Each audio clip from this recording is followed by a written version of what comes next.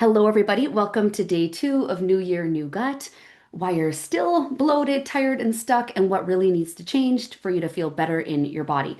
As I just mentioned, if you haven't watched day one, please do so. It's going to give you clarity on why things like your blood work are not giving you answers, why diets and supplements are and exercise are probably not the things you need to pull levers on, and what other things you need to look for.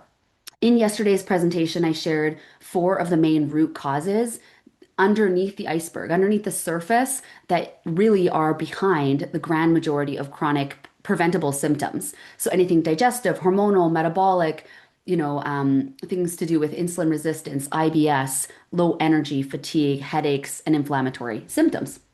So definitely give that a watch. So we talked about you're not broken. I promise you. This isn't your fault. You're just missing that key strategy. Today, we're going to talk about why your gut health is the place to start. And I'm going to show you real testing of what you can see when you look inside your gut microbiome through, yep, your poop. Okay, so as a review, we talked about why the gut is not just digestion. So we're traditionally kind of taught that everyone just has different digestion. And we used to say in the healthcare system, as my background, I'm a nurse. We used to say, like, oh, if it's normal for you to go poop 3 days a week, then that's your normal. That's all good. That's just your body. Or it's normal for you to have, you know, um, whatever, loose stools. That's just your bowel. But it's really not. We all have the same organs that work the same way in the same system. So if that's not happening and you're not pooping regularly every single day, not every second day, not rabbit pellet, not mushy, not loose, not constipated, not struggling. So every single day, pooping and it's brown and formed is how we know our gut health is in good shape in the majority of cases. If you have, if you are pooping well, but you have digestive symptoms or symptoms outside the digestive system, like joint pain, headaches, autoimmune disease, resistant weight issues, then likely you still have a gut problem. But as we're going to talk about, it's not manifesting in digestion, it's manifesting outside of your digestive organs. So your gut doesn't just digest food, it plays that role in hormone balance. So there are a subset of bacteria in your gut that actually are responsible for processing and removing estrogen out of your body. So if you have had chronic constipation, you are basically guaranteeing you're going to have a problem with your estrogen. This is a problem in your 30s for regular pain-free cycles. It's a problem in your 40s for perimenopause because every day we're creating estrogen and we literally need to poop it out after it's processed every day. So if you don't have enough of the right bacteria in your gut, then you're not going to be able to process that estrogen. And the estrogen goes back to the liver, and now it can create all kinds of symptoms that make you think that you have a hormonal problem. But your hormones are downstream, down the stream from your digestive function. Second, thyroid function. 20% of that conversion of your inactive thyroid hormone, so it's sitting there like cars with no gas, and the cars need gas to run your metabolism. That conversion, 20% of it to give you gas, happens in the gut microbiome. So if you don't have a healthy gut, your metabolism will be slowed. And if I had like a penny for every woman that is on Synthroid, if you're on thyroid meds, comment thyroid. There are so many that just get put on Synthroid. They might feel better for a little short period of time, and then on they go, still constipated, still depressed or seasonal affective disorder, losing their hair, dry skin, constipation, gaining weight. It's very, very common. If it's not you, I guarantee someone you know, a woman you know, someone you love, your sister, your friend, your bestie, your neighbor. Metabolism and weight regulation. Just like there's that subset of bacteria in your gut that help process estrogen, there is also a subset that regulates insulin. They have measured, and people who are lean, fit athletes have more of certain bacteria in the gut. And then people who are obese, overweight, or can't lose weight, or have diabetes, fatty liver, metabolic conditions, even like PCOS, they have less of those certain types of bacteria. So we know the gut plays a role in helping you prevent insulin resistance. Your immune system, 70% of your immune function is in the gut, and I'm going to show you an image of that later on. and your mood and brain function. I ranted about how it drives me crazy in the medical system, how there is no connection to the gut and the brain in the medical land. So doctors are not talking to your GI doctor about how you're pooping, what your gut health looks like, and they're not talking to your prescribing family doctor or even your psychiatrist or your therapist about how you have to work on your gut when you have a mood issue. Because those neurotransmitters that keep you happy, balanced, calm, focused, energized, literally are made in your gut. Only if you have the right beneficial strains of bacteria. So your gut is central to every other system functioning well. As a reminder, we also talked about conventional testing and how it's designed to detect disease. So, are you sick enough that it's shown up as that last domino? The last domino in the chain of command is blood work in your body for every human being. It catches problems late and it rules out emergencies. So, it's like, oh, you don't have an imminent problem. And you'll keep going there year after year trying to look for answers, but I promise you won't find them until they have something they can diagnose you with so that they can give you medication as a solution. So it's not designed to identify early dysfunction in digestion, inflammation, or gut integrity. So normal in the healthcare system does not mean you're healthy and it does not mean optimal. The ranges, the blood work ranges in the conventional medical system are super broad. So imagine like a ruler. That ruler is a lot bigger where they're going to call you normal. Whereas in optimal land and functional medicine, that range is tight because the conventional medicine range is based on a sick population. That's how they have those numbers. They're like, okay, well, we have X amount, thousands of people that come in with this problem. They mostly fall in this range. Okay, we'll call that, normal, this abnormal. And it's based on sick people. It's not based on a healthy cohort of people. So we don't want to be measuring ourselves against those standards. So when you're teetering on the edge, anywhere close to the edges in blood work, then you can already consider there's a problem. And this goes for TSH, this goes for B12, this goes for vitamin D, this goes for cholesterol levels. There's so many things, blood pressure. The ranges are too wide, and it's going to push you into metabolic and inflammatory conditions because it's going to be many years before you're actually in their abnormal range. So I hope that makes sense. So, digestive issues, why are they missed? You might be like, why is this happening? Digestive dysfunction and the impacts of your poor gut health, so mood, brain, immune, hormones, energy, it's not found in the blood. There is no marker in the blood that is directly tied to gut inflammation. There's one called calprotectin, and it's a general marker of inflammation in your large intestine, but that is a small fragment of what you can find in other testing. So everything looks fine by your GI doctor. Maybe you had a scope, colonoscopy or endoscopy, or did some amount of testing and everything was fine. But for gut health, we need to look at the source itself. And I mentioned that that was poop.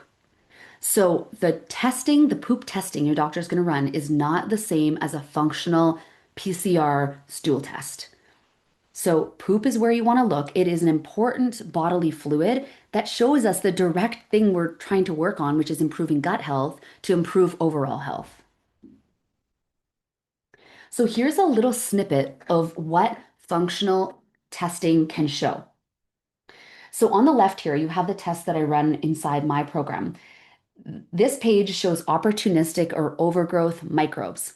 Yesterday, we talked about you have trillions of bacteria and they outnumber your human cells by 10 to 1. So you are a walking bag of bacteria with different skin and hair and eye color than everyone else in the world, but we all have this bacteria inside of us that's actually driving inflammation, cravings, mood, personality, disease risk, and energy levels. So when those bacteria get out of whack, like I was saying, a bit of a teeter-totter, when they're outweighing the beneficial strains, we can see it in testing. So here we can see this patient has elevated Enterococcus, Morganella, Pseudomonas, Staph, Strep, Methanobacteria, Desulfibrio. They have bacteria related to autoimmunity. So people who have rheumatoid arthritis, for example, they have higher levels of Citrobacter. People who have Crohn's or colitis, they're more likely to have Klebsiella in their gut. So these things drive up inflammation in your body. And that might manifest like anxiety, hives, allergies, IBS, irregular bowel movements, gut pain, gas, constipation. Like it's a number of symptoms that these critters can create when they're making your gut microbiome their home. Over here we have levels of H. pylori. So if you have H. pylori in your stomach, then you're going to have downstream gut issues 100% because this is stopping your stomach acid from being secreted. And we need your stomach acid to be as strong as battery acid. So if you've ever seen battery acid, it will take a tear through any fabric in a millisecond if you drop it. And that is the same pH as our stomach acid. So when H. pylori is in your stomach, it's squashing your stomach acid cells and it's making itself cozy in your stomach and it's going to impair your digestion. So you'll be more likely to develop all these bad bacteria over here, will be more likely to overgrow if you have H. pylori in your stomach. Another page of the test, we can look for parasites. So this can look for DNA fragments of parasites that have been in your system. And not everybody has a parasite, like, influencers like to tell you to sell you their parasite plan. But there are some people who do, and we can see that here. And then we can put them on a targeted plan in the right order when their body is ready to expel those things and they're ready to feel good and they're not just throwing an inflamed, puffy, digestive chaos body into a protocol, because that's not going to be successful. We can look at things like candida and so fungal overgrowth. So if you've taken antibiotics, if you have sugar cravings, skin problems, anxiety, super common to have an issue with candida. But again, conventional lore doesn't think that's a thing. And then even functional or naturopaths will just tell you to cut out carbohydrates. And I'll tell you a story. I was at a conference a few years ago and I met a nutritionist, and this is the crazy thing. She has written books on how to eradicate candida. She's like in her 60s. She's from Ontario. And we went for an evening dinner, and I met her at this dinner. So we're all ordering at this really great taco place in Calgary. And she's looking at the menu and kind of scouring it. And I'm like, oh, let's get these, like, whatever it was, these fancy potato things with like to start. I'm like, why don't we get that all to share? And she's like, oh, I can't have potatoes. And I was like, oh, okay, well, that's cool. Like, and she's like, I'm battling candida. And so I think as a practitioner, okay, maybe for a period of time, you're cutting out a few carbohydrates, making a smarter choice to help get rid of it. And then she's like, I haven't eaten carbohydrates in 20 years because I have to keep on top of my candida. And I was like, what? And here's somebody who's written books on it. And I said to her, I said, with all due respect, like I have a lot of clients with candida and we literally put them on a plan and they still keep carbohydrates in their diet. And then afterwards, the ones who retest their stool with this and we see that they have none, I was like, you don't need to restrict yourself for 20 years. Like that's pretty challenging. And I don't think she really got it. Like, so I just felt like, wow, there's so much misinformation, even among people who might be like experts on the topic. So, candida can really cause a lot of problems beneath the surface. The other interesting part that stool testing with a functional medicine test like this can show is your immune system. Remember, I told you that 70 to 80% of your immune system's in the gut? That's this guy, your immunoglobulin A. This person's immune system is so jacked up. It is like on fire. So this red zone, being in this red zone, puffy, inflamed, reacting, just ignoring it, just being like, I'm just going to medicate it away. I'm just going to do what my doctor says. If you stay in that red zone long enough, your immune system gets triggered over and over, like poking the bear, right? Over and over and over again. And that is how you develop autoimmune disease. And I'm going to show you on one of the coming up images about this. So you do not want to be compromising gut health so that your immune system's triggered constantly, or you'll be at risk for an autoimmune condition. It also shows you if your immune system is responding to gluten, which is super interesting. So this is not celiac disease necessarily, but this is gluten sensitivity. Can this be reversed? Potentially, but you're going to have to work on all the reasons why your immune system got flared up, why your gut broke down, and do a really comprehensive plan so that in the future you can be someone who eats gluten, doesn't have an issue or trigger your immune system. And then calprotectin, as I mentioned, blood work. This is one marker they will check for, but it's a crude overall marker of inflammation in the colon. And if your GI doctor does look at this, they'll be like, oh, yeah, that's just inflammation. You can take some Advil. Because again, they're working on the symptom level, not the root cause level. They're working on the what and not the why. Is this making sense? Does anyone have any questions about this? So, this is just a snippet of some of the information you can learn when you're looking for the root cause.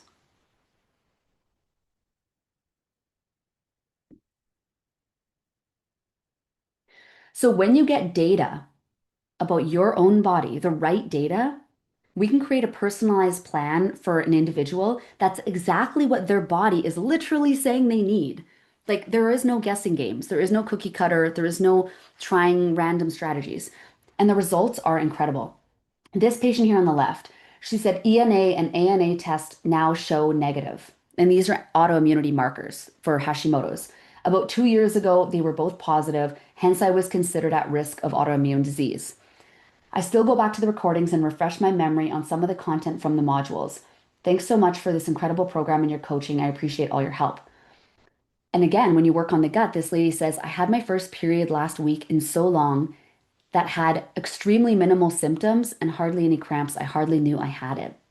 This lady says bowel movements are clear, skin is clear, improvement in energy, anxiety feels better managed, no junk food cravings, sleeping better, lost 4 pounds, more energy, losing weight, no more cravings, no more bloating, lighter and pain-free periods. So there's so many benefits, or what I call like a halo effect, where the halo, the glow from having good gut health, will correct a lot of other symptoms, which is super cool. So your gut wall, I want to talk a bit more about, is the gatekeeper of your health and wellness. Your gut wall is the gatekeeper. I showed you yesterday that your digestive system is the only connection from the outside world to the inside world, to getting in your body. In order for something to be assimilated and integrated into your body, it must go through your digestive system, other than topical things. So, yes, anything you put on your skin is going to be absorbed in your blood. So, your skin and then your digestive function are the two ways things can get in your body and become you. They can make up what you are made of. So, if your digestive system is compromised, if there are those things I showed you on the previous slides, excess bad bacteria, fungus, or candida, parasites, an immune system that's overactive or even underactive, which I see a lot of too, or you're reacting to foods because the immune system's triggered and the gut's damaged, here's what's happening. Normally in your gut lining, you have a single cell thick layer. This is like an army of one standing beside another and another. This army, like if you've been to London, the guards or whatever, they're all standing in a row and there's not going to be a gap between them. The problem is that our modern lifestyle is destroying this barrier.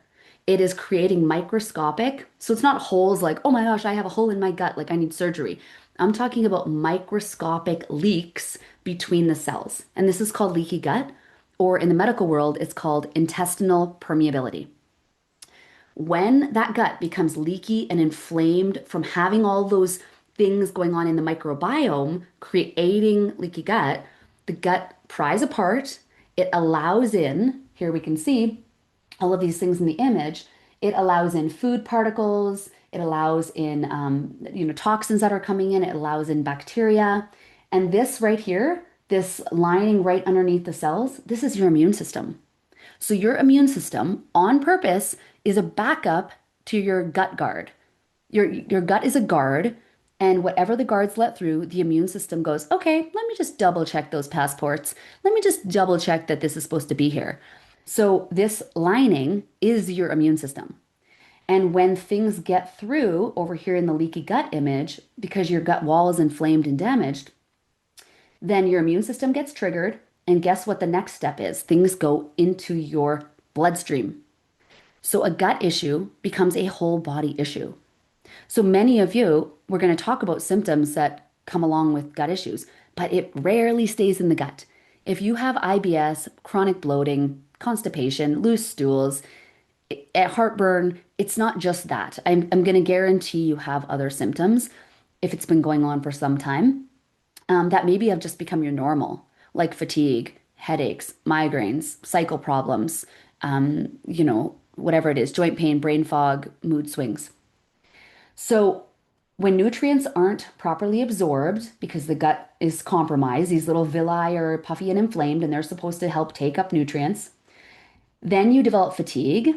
You're not getting the nutrients from the food, thyroid problems. You're not getting the minerals you need, metabolic issues, and hormone imbalances.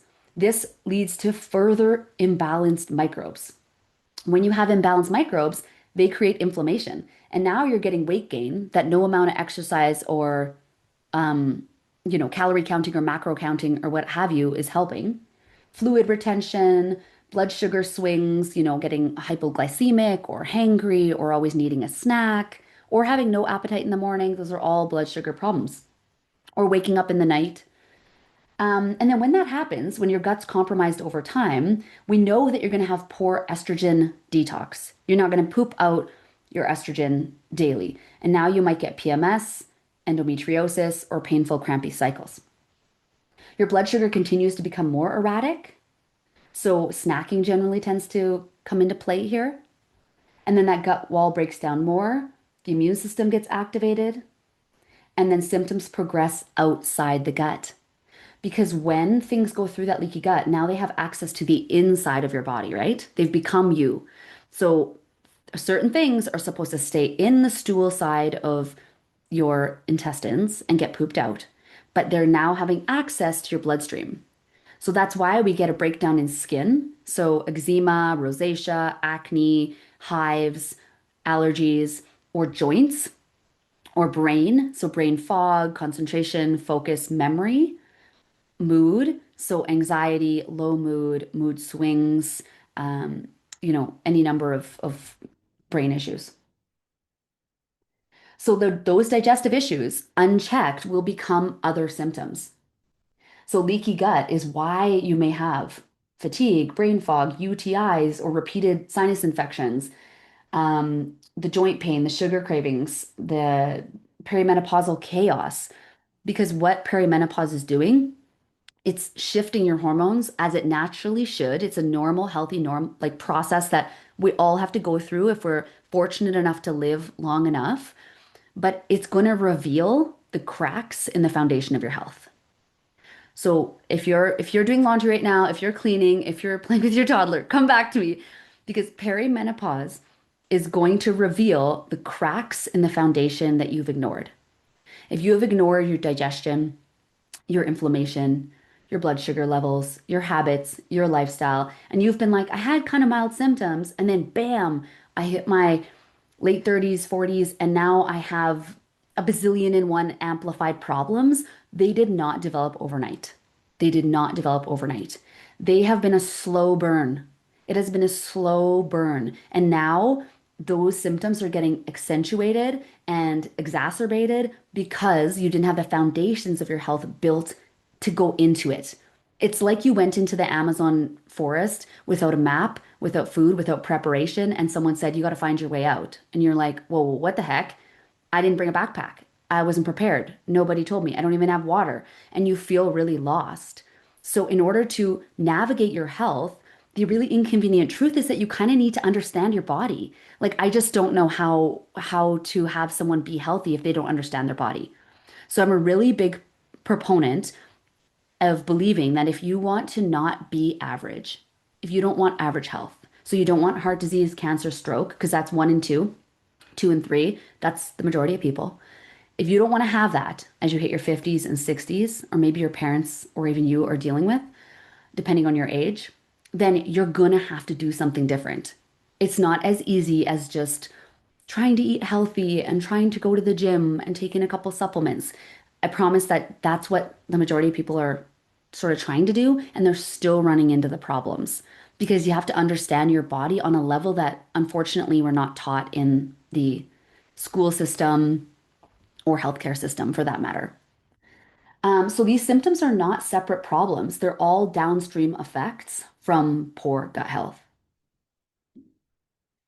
So I want you to do a little bit of an audit on yourself. So in your workbook or on a piece of paper or just mentally, I want you to start thinking about how your symptoms are impacting your life. So we're going to go through some categories of common symptoms I see, and I've pulled directly from the patients I work with that they've had concerns with that led them to consider they needed more support and more answers. So, food and nutrition. And if this is a big category for you, if you have some of these symptoms, then just drop a Y like for yes in the chat so I know where we're at. So, you scan every menu for safe options. You avoid restaurants because you don't trust your gut.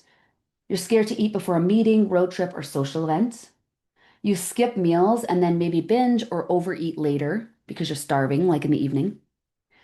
You eat healthy, but you feel worse after eating, or you feel guilty no matter what you choose. Drop a Y if you can relate to any of that. Samantha, yes. Ingrid, Nat, Eleanor, Shireen. Yeah, so common. Now, it's sad because food shouldn't be a source of stress. It really shouldn't. You should be excited to wake up and choose from a plethora of things, knowing that you have a resilient gut and digestive system that can handle that. Because, like, what is life without the memories that we have, right? And the people we expend it with? If we're just skipping out on restaurants, events, or making choices that kind of would make us happy in the moment to eat something delicious, then that's not fun, right? That's not a fun way to live your life. Now, energy and motivation. This is very common, I would say. I hear this a lot. You wake up tired even after 7 to 8 hours of sleep.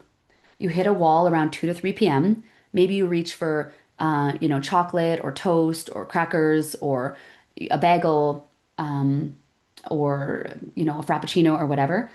Coffee feels like survival, where you're like, I need another coffee to like survive my job.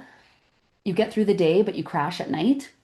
You feel like you're dragging yourself through life and you stop trusting your body's energy levels. So you don't want to plan like to go to Zumba or yoga with your friend at 7:30 on a Thursday night because you kind of know you just want to stay in your pajamas and you're not going to have the energy to really drive there in the dark, especially in the winter. First and fifth. Yeah. Wake up tired after 7 to 8 hours and you're dragging yourself. Super common. What about hormones or perimenopause? So cycle changes. Um, Short, long, or irregular. So anything shorter than 26 days, worrisome. Anything longer than 33 days, worrisome. Irregular in general, worrisome. Now, depending on where you are in the perimenopause journey, your cycles are going to become more irregular, but it's a matter of how's your body coping with that? Because you still should feel pretty dang good. You should be sleeping well, have energy, not be gaining weight, because it's natural that our hormones are declining and our cycles will get irregular in the 40s and beyond. If you're in your 20s or 30s, you should definitely have regular cycles that are pain-free. In menopause, okay. Ingrid and Anna are in menopause. Okay, perfect. Yes, for all. Belly fat increasing, painful heavy periods, PCOS, endo, PMS, mood swings, night sweats, breast pain or tenderness, or your period wipes out a week of your life. So maybe those of you in menopause, are you still having these problems? Night sweats, breast pain, belly fat. That's huge. Perimenopause, Jennifer. Yes, for 2 and 3. What about cravings? You crave sugar even after a full meal. You feel out of control around carbs in the evening. You white knuckle your way through cravings. You feel like your hunger signals can't be trusted. You feel shame because you think it's a discipline issue. A problem, I promise it's not willpower or discipline. I shared with you guys yesterday that I grew up like literally eating. I was like the 90s, like born in the 80s, but the 90s processed food kid, right? Where it's like, wow, our parents don't have to make us like meals from scratch. We can eat like canned soup and Michelinas and pizza pops and hot dogs. Like that's what I ate every single day. Junk, Skittles, chocolate bars, pastries. My first couple jobs were at Starbucks and Second Cup. when I was in nursing, and like I lived for pastries. Like I was like even like embarrassed looking back. I'm like I would have like two or three pastries a day. And I thought that it was my personality, but it's not your personality, it's your gut. When your gut's imbalanced, then you're going to have issues um, with cravings, weight, and inflammation. So, does your body feel puffy and swollen? Do your rings feel tight or your face look puffy and inflamed? Do you gain weight easily and lose it slowly? And some of you mentioned yesterday doing all the right things and nothing's changing. Or do your clothes fit differently week to week depending on inflammation? I have a quote, I think I put it in here from one of my clients, um, where her wedding ring actually fell off within a few weeks of my program. Her wedding ring literally slipped right off her finger, and she couldn't believe how much inflammation she was losing. Yes to four, yes for some, yes for some. What about mood and emotional resilience? And it can be so hard being a woman, being a mom, being so responsible for multiple different people. And we can make it our responsibility to make sure everyone's happy and balanced and they're regulated. And then we can become dysregulated in the process. So you feel ragey or snappy over small things. You cry easily or don't recognize yourself. You feel anxious for no reason, or you don't know why you're diagnosed with anxiety. You're like, I literally don't know a reason why I would even be anxious, but somehow I am. That's usually gut driven. If you don't actually know why, if there wasn't something that happened to you or an experience that you feel like brought the anxiety on, then it's most likely rooted in the gut. Your tolerance is low for your kids, your partner, noise, and everything just feels like too much. You feel fine one day and you're a mess the next, or you feel guilty afterwards after you snap at your kids and you get irritable and you wonder what's wrong with you. Yes to four, yes to four. Yes, super common. Now, what about the gut specific daily impacts? So, anyone feel bloated by 3 p.m. or at the end of the night? You can't predict your bowel movements, whether it's loose, whether it's constipated. You feel gassy and uncomfortable. You have urgency and anxiety about bathrooms, about being close to a bathroom, right? If you're going to run errands or you have to come back home to use the bathroom, really common. Your stomach feels hard or distended by the evening, and you only feel relief when you don't eat. That is a huge red flag. If you only feel good when you're not eating, so you're like, if I just skip meals, I actually feel really good, and then I eat and bam, I'm bloated. So therefore, I must fast more. Is anybody like that? Yes, yes, bloating. Ingrid's not like that. Okay. So, what would change in your life if these symptoms weren't running the show? This is for you to deeply think about. If you were the 10.0 version of yourself, so if you actually had, I want you to even close your eyes right now if you're not driving. If you're driving, don't do that.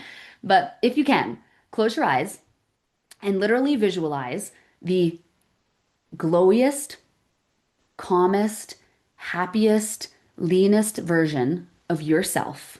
Maybe that was when you were 25. Maybe that hasn't, you never were that way. And you always had excess inflammation and weight and knee pain. And you're like, I've never been that way. But I want you to imagine what you would look like and feel like if you were the healthiest version of you. So maybe right now you're settling for being like the 5.0 version of you or the 6.0. And that's the dissonance, right? We know our potential is here, but we're only up to, halfway or three-quarters of the way. And that gap between where we are and where we want to be is what makes us feel badly. It makes us feel badly because we know we can do better. We know we can start to bring hobbies back in our life, increase our productivity in our work, have more joy and presence in the day with your kids or your little ones or your partner. Increase your energy so that you don't have to, live at home all day in the evenings and not take on the day. Lose weight effortlessly rather than trying to struggle your way through. Or what about if you ordered what you wanted at a restaurant, like we talked about, and how little of a thing that is and how much freedom it would bring when you travel, when you go out for brunch with a friend. What about understanding your body's language? What would that bring back to your life if you were like, oh, my body's giving me those messages because it speaks in the language of symptoms Okay, that must mean, yeah, this month I did do XYZ. I did forget to do that. Okay, cool. I know that. Therefore, I can change that so that these symptoms will be quelled at the root right away, rather than just kind of carrying on with life and just shoving them under a rug. What about achieving your goals? Boosting your confidence in your clothing and how you conduct yourself every day? Having better relationships and connection, or becoming a role model for your kids. A lot of moms I work with, they're like, I just want our family to be healthier, but it has to start with me. And it does have to start with the mother in the home, without a doubt. You really can't have a healthy home without the mom being the leader, because the mom is usually doing the food prep, the mom is organizing the lunches, these things fall on the mom, right? And so if we're not balanced, calm, regulated, and in control, how can we expect our family to be? It's like impossible because as I mentioned yesterday, most of the time kids follow in the path of their parents, of their same gender parent. So your child will end up very similarly to you if you don't make a change to role model how it could be and how things could change. It would be amazing to not constantly have to worry about what I can eat without feeling uncomfortable or bloated or worse. Yes, for sure. Food should not take up that much space in your brain. It should not. Life is too busy and stressful to worry that much about food. So, I want you to know that results like this are possible for you too. This client here says, I went and bought new jeans today. I skipped a size and went down two. So amazed. Thank you for your help. This is the one I said about the no, the ring one's not in here. I've noticed already in these past couple weeks, I've lost 7 pounds and my bloating has gone down substantially. Pants that felt tight before feel comfortable. I thought I would have big sugar cravings and I don't. Clear skin, less bloating, and coming in at number one, weight loss. I was feeling like I was never going to lose weight ever again. Um, Waking up earlier and feeling rested. I'm sleeping much better, and I cut my awake time in half throughout the night. My knees don't creak and groan and hurt as much when I go upstairs. And the bonus, I've lost 13 pounds and bloating has subsided considerably. And this is in a few weeks. So I want to tell you why and how I developed the strategy that I'm going to share actually more details on tomorrow, but why I know this firsthand. So if you missed yesterday, I'm I'm born and raised in Alberta. I went to U of C as a registered nurse. I thought I was going to heal the world and it would be so magical fairy tale, helping people take back control of their health. But I learned really quickly, this is, like 20, I joined nursing school 23 years ago. And I started to see that it was actually medicalized care. It's drugs to mask symptoms, it's surgery to remove sick organs, it's waiting and see, and it's put people on prescriptions for life. And I was like, there is no education here. There is no looking outside the box. There's no tailor-made strategy. There's not addressing stress or nutrition or blood sugar or anything that really is going to bring them back to health and homeostasis. And I knew that I just care too much. I'm like, I can't be in this role, starting IVs, giving people 10 prescriptions and sending them out the door. I was like, there's a time and place for it, and there's people who want to do that, but I just knew that I have way more of a passion and I don't want people to suffer when there are options and other things exist out there. So I worked in the ER in cancer care, I gave chemotherapy, I worked in a GI clinic, and then I shifted into preventative health. And I work for a philanthropist that completely funded us flying around Canada every single day and giving people free advanced testing, free supplements, free education. And we'd go back every month, retest them, and give them more supplements and show them how things were changing. And they literally came off medications, their blood pressure changed, and that program doesn't exist anymore. But my point is, it really showed me, aha, I knew the body could heal. I knew if we gave it the right things and we removed the things hurting it and we educated the people that the people are not dumb, the people just needed direction. And that opened my eyes to be like, I'm on the right trajectory. Like, I'm not going to go back to the medicalized system. That's not the role I want to play. And I don't want to see people suffer anymore. And so I personally went through my own health challenges. In 2015, my second son was born. So he's like 10 now. And he didn't sleep more than 3 hours in a row for 20 months. So for like 2 years, because he came early as well, for 2 years, He literally was up at 11, 1 or 2 a.m., 5 a.m., and then I was up with my other son at like 6:30 for 2 years. So I was nursing him, so I was up every couple hours, and it destroyed me. Again, that lack of sleep meant my gut didn't heal, my digestion was compromised, and then my hormones got compromised, and then my skin broke down. So I had digestive symptoms like bloating, I had eczema, I was getting chronic sinus infections that I have to go on antibiotics for. I waited 8 weeks once of green discharge every single day for 8 weeks. Like I'm stubborn as a mule. I was like, I am not taking antibiotics, but there was nothing I could do. And this was before I knew what I know now. I had sugar and carb cravings, like I've shared. I had PMS and painful periods for the first time. I was becoming like a different person. I was like, this is not me. I was laying on the couch with headaches. I was irritable. I was resenting my little toddler and baby. I was like, oh, I just want to sleep. I just want to send you to daycare. Like, I'm so frustrated. And I knew I didn't want to show up like that. Like, I was like, no, there has to be a way. So I went to my doctor, and this is the first time I was on the patient side of the coin here. Like, so I was a nurse for all these years, knowing the healthcare system wasn't really helping people. Then I became the patient, went to see my doctor, and guess what? I was suddenly full circle. My blood work was normal. Everything was normal. And I was like, what? I was like, it can't be. Like, I have bleeding, cracking eczema on my hands. Like, I could hardly sleep at night. And I was getting topical creams and taking antibiotics.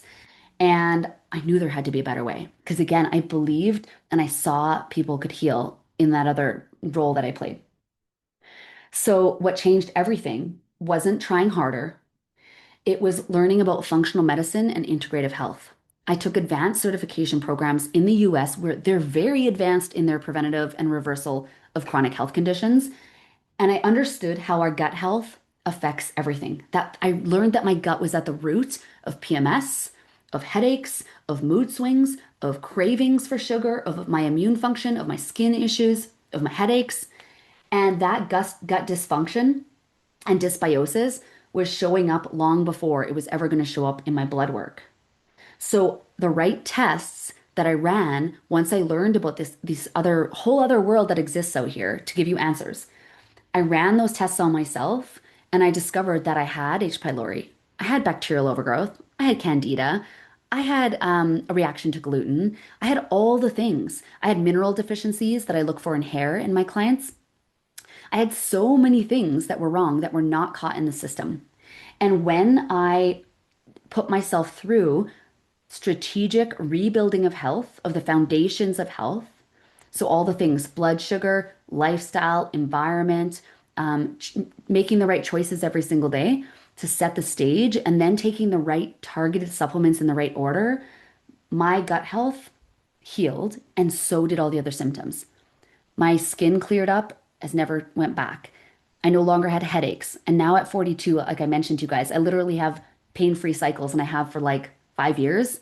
Like my period could come on the day I'm flying to like Hawaii or something and it would not matter. Like literally I'm just a normal human functioning and that's how it should be.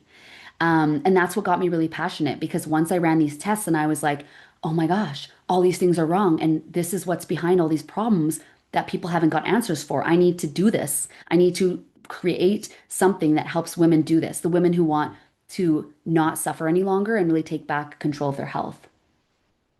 So if you try to fix your hormones or metabolism or immunity without addressing your gut health and digestion, you will spin your wheels. You will spin your wheels if you think that it's a hormone problem or it's just your metabolism or you just need to count your calories or count your macros or exercise more. You'll be chasing symptoms. You'll be looking for answers, trying the diets, the exercise, restriction, considering medication, feeling defeated, and settling for a less vibrant version of yourself. And you don't need to do that. You're meant to shine and be resilient. Eat the food, sleep through the night, wake up with energy, be productive, feel good in your clothing.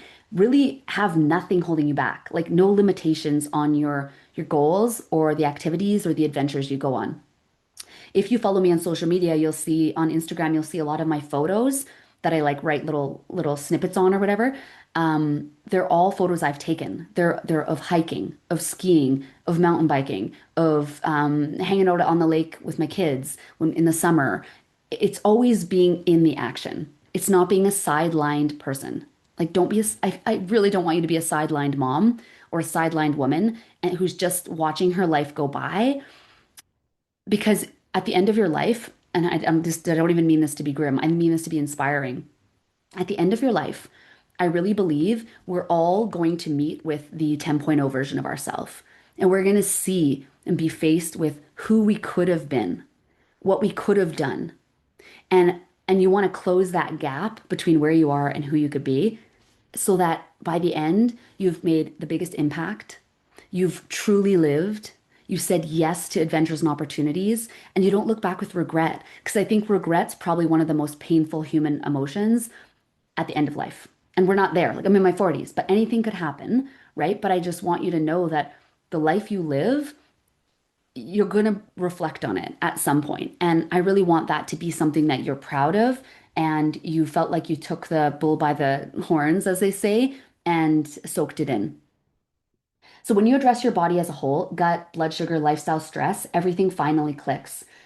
This lady says, I'm a couple of days from completing my bacterial overgrowth protocol. Thanks for making it easy to follow. Some fun things. I'm able to comfortably eat some foods I haven't been able to for years.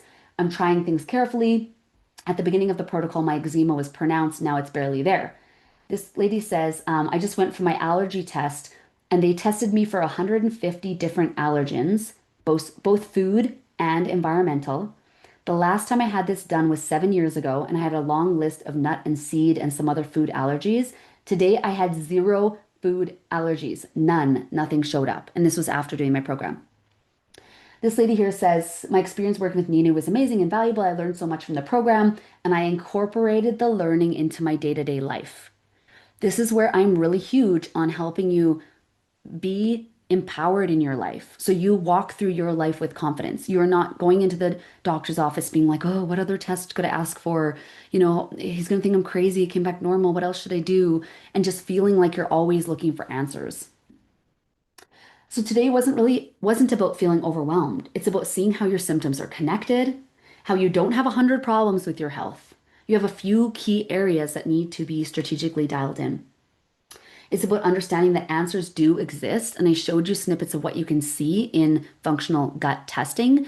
I also run functional hair testing for the majority of women, and that can give a whole other layer of data about your adrenal function, your thyroid, your energy levels, even things like cravings, cholesterol, and bone health. You can see in your hair minerals. So, tomorrow, we're going to talk about how to resolve all of this and the right 3 phases you need to put your body through if you really want to build that foundation of health and create change that actually lasts rather than looking for the next supplement or the next diet or the next exercise plan. So, that's all I have for you today. I will keep this open for questions for a few minutes. So, I'll take a look at the chat here. Mm. Okay, perfect. I see your messages in the private messages as well. Yes, Jennifer says, as a hairdresser, I can confirm that everything shows up in your hair. I'm currently on my 14th and final day of quad therapy for H. pylori. Do you have any tips to restore my microbiome? You can let me know if this bacteria might be the reason. Oh, definitely. So could H. pylori be the reason for your dramatic increase in IBS in the past 7 years? Yes, 100%. So, as I mentioned, if your stomach is this inferno, it is like battery acid pH, and you have H. pylori, then your pH actually rises to become more alkaline. And we want acidic, and it's becoming alkaline. That means that if you're exposed to bacteria that exists in food or water that you're intaking, that doesn't get killed, right? It's not sterilized because you don't have the stomach acid. And now it goes on and lives in your gut. So the problem with taking the quad therapy for H. pylori, which is 4 different antibiotics, is that you're going to decimate your beneficial bacteria. So now you might end up with other secondary issues because we've taken out the good that you did have. And sometimes some of the bad bacteria in the gut is really resistant and it still will hang on. So I have a lot of clients who they've had H. pylori, they've done the traditional route, they come in the program with gut issues, we look at their stool, and they actually still have bacterial overgrowth, and now they have a whole host of other issues.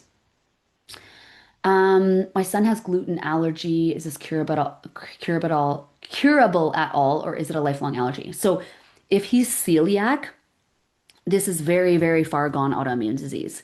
So it would take a complete life overhaul. And I haven't personally had anyone celiac that say that they've reversed it, but they've never really completely tried. But can we get to a situation where you're not going to develop a second autoimmune disease? Yes, because the majority of people who develop one autoimmune disease, the same thing that's happening to create the first one is going to create a second one and a third one. And that's why a lot of women have Sjogren's and RA, or they have lupus and celiac, or like they get these multiple diagnoses, or Hashimoto's and celiac, because the gut immune system being triggered is going to cause autoimmune disease in your weakest link. And the weakest link for your son might be his gut right now, but another autoimmune disease, if the same process is happening, could creep up in the future. And it could be something like Crohn's or colitis. So it would be imperative if you already have autoimmune disease that you repair and work on your gut microbiome and test and address it if you don't want it to keep going down the same path. Um, is I've been on Synthroid for 50 years. Is it possible to stop it because I'm more healthy now? So I would definitely suggest looking at your gut and looking at your minerals in your hair. The minerals in the hair can show us if your body at the cellular level has enough minerals to have your thyroid functioning optimally. And then you would need to talk to your doctor about that weaning process. But I would suggest not doing that until someone has been 5, 6 months through the program and feeling substantially better and making lifelong changes that they can sustainably stick with, so that when you give your body, you reduce medication, that you've made up that difference, if that makes sense. Are all gut problems primarily addressed with supplements? Super good question. So, in the program I run, which is called the Happy Gut Program, it's a 6 month program, but the first month, which I'm going to share more about, is really about priming and setting up your body to be in a healing state. So, in that first month, it's really focusing on things like inflammation, nutrition, blood sugar, food as medicine to bring your body's inflammation level down, almost like you're walking on a trail and you're going down the wrong trail and you're getting deeper lost. And now we're going to actually reroute and take a different trail. So we have to rebuild foundational health before we look at what's in your gut in month 2. And then we say, okay, well, Shireen has XYZ, or Stephanie has da da da. And then you embark on a step-by-step plan. But if you go and just take a step-by-step plan, you don't have the gut, the liver, the blood sugar, the lifestyle, and the nervous system support to help your body stick with that and see the most benefit long term. So you need to build a foundation of health that are the big rocks that you need to have in place as a woman. And then we put a layer on top of it where we say, what strategic short-term supplements, herbs, tinctures does this person need? Where does their body, is it asking for support? And we give that to you in a step-by-step plan. Does your approach have strategies to help with getting started with energy and fatigue? Yes. So when energy and fatigue is an issue, it can be improved fairly quickly. So the what I teach in my program in the first week, if you did what was in the first week's lessons alone, you will see a rise in energy, which is why women write in their life. I have a quote from one of them, a screenshot where she says, I just call you the super energy woman or something now, because she was amazed at her energy levels with making changes, because so often we're doing these daily things that are derailing our energy, um, and dropping our energy out, but we can stabilize that fairly quickly. And then when we look at what's draining that battery in your gut, what is exhausting you every day, and we remove that, and then as a third layer of the onion, we can look at what's in your hair and see, do you have minerals that actually help give you energy? And if not, we need to bring those online too. Dealing with a painful period right now, sitting with a heating pad to help with cramps. Um, Also constantly feeling bloated. Thank you so much. I missed yesterday, so I'll watch tonight. Aw, thank you. Well, I'm sorry you feel that way. And you do what you can with the heating pad. A warm bath with magnesium salts would be really helpful if you feel like you could do that. Um, but yeah, okay. Let me stop the share here and see if there's any other questions before I let you go. Mm, scrolling up here. Just going to stop the recording. Um,